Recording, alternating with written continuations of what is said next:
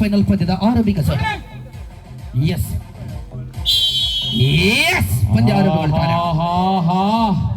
ദേവഗണങ്ങളും അസുരഗണങ്ങളും എരിച്ചേരിയിൽ അണിഞ്ഞിരുന്ന അനന്തമായ അമരത്തെ ലഭിച്ചവർ പാലാലി കടഞ്ഞ് അമൃതമെടുക്കാൻ വേണ്ടി നടത്തുന്ന പുരാണത്തിലെ അതിപ്രസിദ്ധമായ പാലാലി കടഞ്ഞ ആ ഒരു ദേവാസുര പോരാട്ടമാണ് പ്രിയമുള്ളവരെ കളിയങ്കത്തട്ടിൽ കാണുന്നത്. യെസ്, ഒരു ഭാഗത്ത് സുതമ്പളയെങ്കിലും മറുഭാഗത്ത് നിൽക്കുന്ന ടൗൺ ടീം വെലിപ്പലോ തമ്മിലുള്ള പോരാട്ടമാണ് പ്രിയമുള്ളവരെ. വിട്ടുകൊടുക്കാതെ നിൽക്കുകയാണ് 14 ചാമ്പ്യന്മാർ ഇന്നത്തെ പടയോട്ടഭൂമിയിൽ.